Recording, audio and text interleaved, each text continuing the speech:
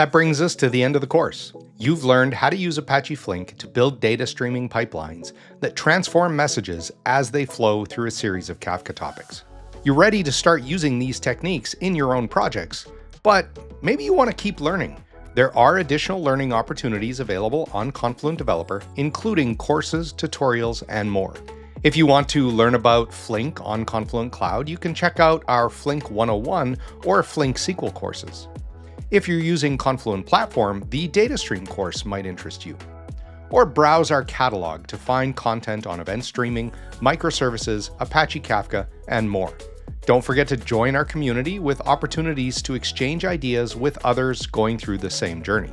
Personally, I'd love to hear what you thought of the course. Hit the feedback button on Confluent Developer or drop a comment on LinkedIn and tag Confluent and myself. Your opinions are always welcome. Thanks for watching, and I'll see you in the next course.